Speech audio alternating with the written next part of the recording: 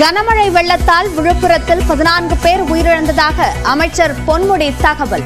6 மாவட்டங்களில் உயிரிழந்தோர் குடும்பங்களுக்கு தலா 5 லட்சம் ரூபாய் நிதியுதவி வழங்கப்படும் என முதலமைச்சர் மு.க. ஸ்டாலின் அறிவிப்பு.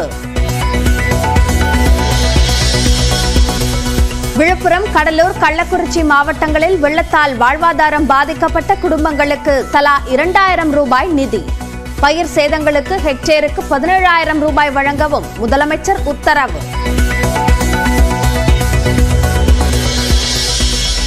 விழுப்புரம் மாவட்டத்தில் பள்ளி கல்லூரிகளுக்கு இன்று விடுமுறை.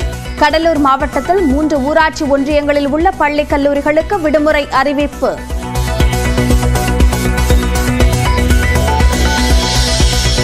விழுப்புரம் பேருந்து நிலையத்தில் 3 நாட்களாக தேங்கியிருந்த மழைநீர் அகற்றம்.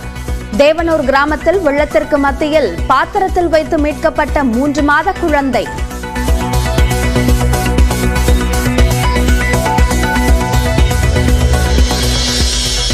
திருமணிமுத்தாற்றில் ஏற்பட்ட வெள்ளத்தால் சேலம் மாவட்டத்தின் பல்வேறு பகுதிகளில் பாதிப்பு. ஏற்காட்டில் 4 நாட்களாக மின் விநியோகம் நிறுத்தப்பட்டதால் மக்கள் தவிப்பு. சேலம் கந்தம்பட்டியில் மழை வெள்ளத்தில் சிக்கி தவித்த மக்கள் ஜேசிபி உதவியுடன் மீட்பு. சரபங்கா நதியின் மறுகரையில் சிக்கியவர்களை கிரேன் மூலம் காவல்துறையினர் மீட்டனர்.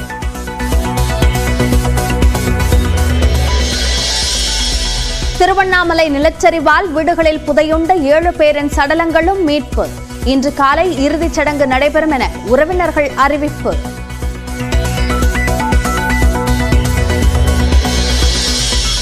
வெள்ளத்தால் பாதிக்கப்பட்ட விழுப்புரம், திருவண்ணாமலை மாவட்டங்களில் மீட்புப் பணிகள் தீவிரம். கடலூர் மாவட்டத்தில் பாதிப்புகளை பார்வையிட்டார் துணை முதலமைச்சர் உதயநிதி ஸ்டாலின்.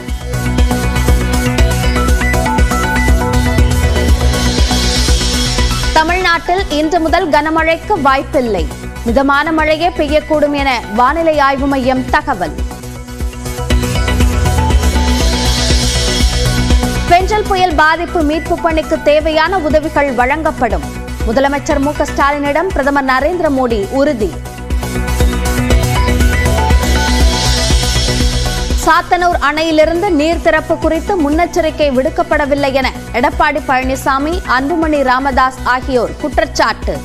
5வது எச்சரிக்கைக்கு பிறகும் நீர்வரத்து அதிகரித்ததால் தான் தண்ணீர் திறந்துவிடப்பட்டதாக அமைச்சர் துரைமுருகன் விளக்கம். முட்டை கொள்முதல் விலை வரலாறு காணாத உயர்வு. 5 ரூபாய் 90 காசுகளாக நிர்ணயம். திருவண்ணாமலை அண்ணாமலையார் கோயில் தீபத் திருவிழா கொடியேற்றத்துடன் தொடக்கம். டிசம்பர் 14 மகா தீபம் ஏற்றப்படும்.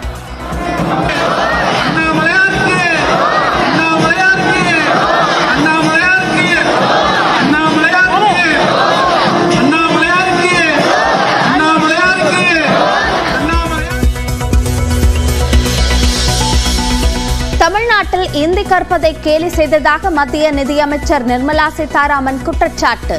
இந்தி கற்கக்கூடாது என்பதற்காக சில கட்சிகள் அரசியல் செய்வதாகவும் மக்களவையில் விமர்சனம். வேலூரில் கட்டுப்பாட்டை இழந்த ஜீப் தடுப்புச் சுவரில் மோதியதுடன் லாரியின் பின்புறமும் இடிந்து விபத்து. 3 பேர் உயிரிழந்த நிலையில் ஒருவர் மருத்துவமனையில் அனுமதி.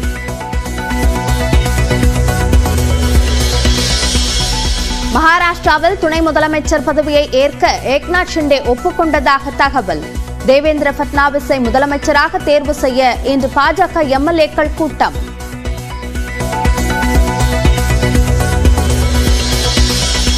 தென்கொரியாவில் அவசர நிலையை அமல்படுத்துவதாக அதிபர் அறிவிப்பு. நாடாளுமன்றம் நிராகரித்ததால் 6 மணி நேரத்தில் வாபஸ். பெஞ்சல் புயலால் உயிரிழந்தோர் குடும்பத்திற்கு தலா 5 லட்சம் ரூபாய் இழப்பீடு வழங்க முதலமைச்சர் மு.க. ஸ்டாலின் உத்தரவிட்டுள்ளார். விழுப்புரம், கடலூர் மற்றும் கள்ளக்குறிச்சி மாவட்டங்களில் மழையால் 2 நாட்களுக்கு மேல் பாதிக்கப்பட்ட குடும்பங்களுக்கு தலா 2000 ரூபாய் வழங்கவும் உத்தரவிட்டுள்ளார்.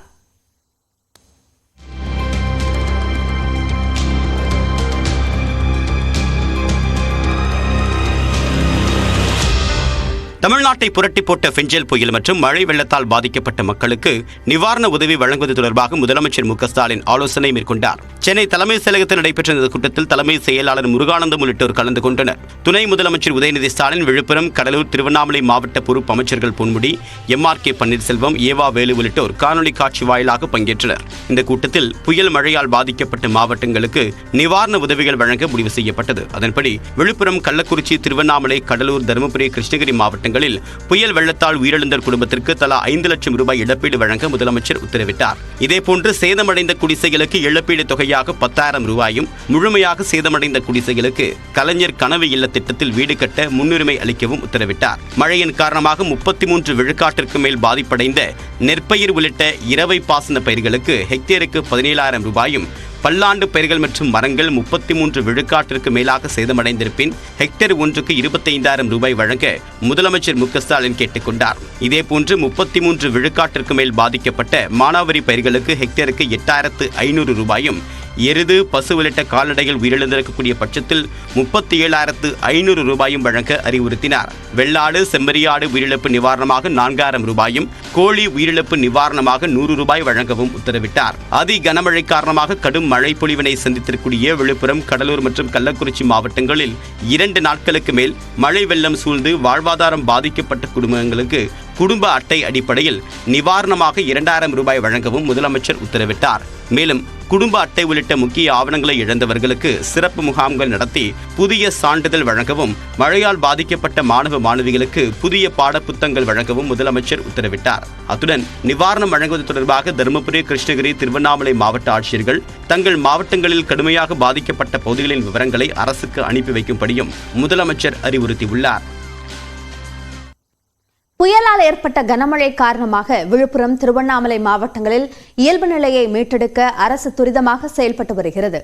கடலூரில் வெள்ளத்தால் பாதிக்கப்பட்ட பகுதிகளை துணை முதலமைச்சர் உதயநிதி ஸ்டாலின் ஆய்வு செய்தார்.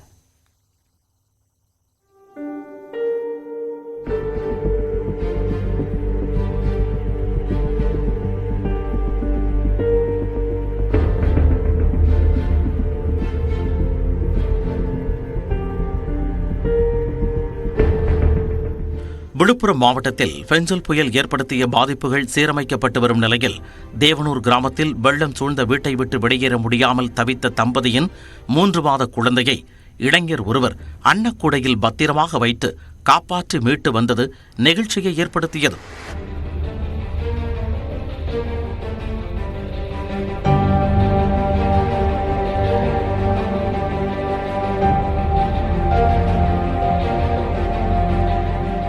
விழுப்புரம் பேருந்து நிலையத்தில் சூழ்ந்த மழைநீரை அகற்றும் பணியில் தூய்மை பணியாளர்கள் மும்முரமாக ஈடுபட்டனர். 10ற்கு மேற்பட்ட ராட்சத நீர் இறைப்பான்கள் மூலம் மழைநீரை அகற்றும் பணிகளை நகராட்சி அதிகாரிகள் மேற்கொண்டனர். இதனிடையே கடலூரில் வெள்ளத்தால் பாதிக்கப்பட்ட பகுதிகளை துணை முதலமைச்சர் உதயநிதி ஸ்டாலின் ஆய்வு செய்தார். நெல்லிக்குப்பம் சாலையில் உள்ள குமாரபுரம், கலைஞர் நகர் பகுதியில் பாதிப்புகளை பார்வையிட்டு பொதுமக்களுக்கு நிவாரணப் பொருட்களை வழங்கினார்.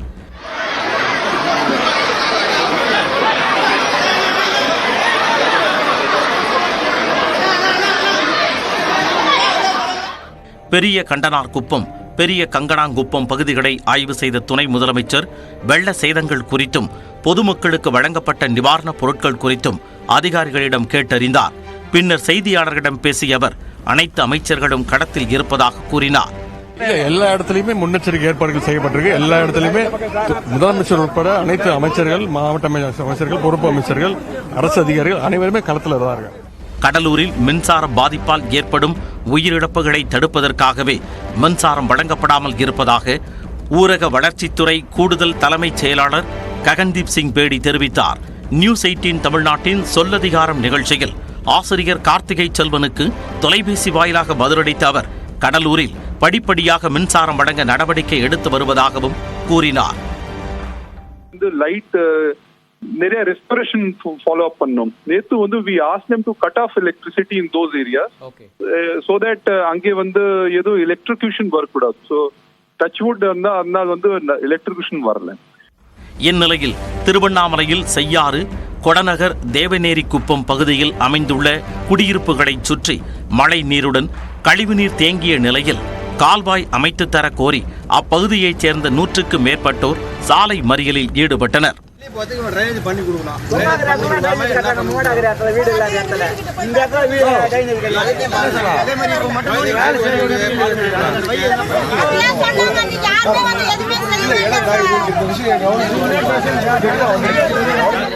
தர்மபுரி ஆட்சியர் அலுவலகம் அருகே 2 நாட்களாக தேங்கியிருந்த மழை நீரை துணை முதலமைச்சர் உதயநிதி ஸ்டாலின் பார்வையிட்ட பிறகு அகற்றப்பட்டதாக குடியிருப்பு வாசிகள் தெரிவித்தனர்.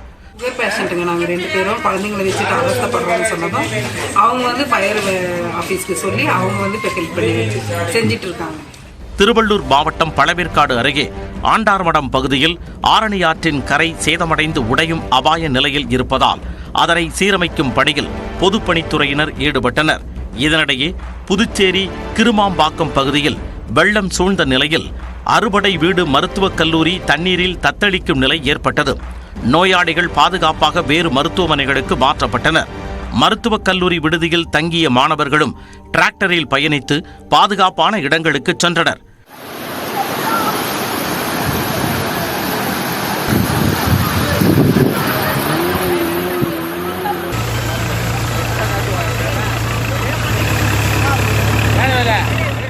கன்னியங்கோயில் முதல் முள்ளோடை வரை சாலையில் வெள்ளம் பெருக்கெடுத்து ஓடியது. வெள்ள பாதிப்பால் புதுச்சேரி பிள்ளையார்குப்பம் பகுதியில் உள்ள தடுப்பணை முற்றிலும் மூழ்கியது.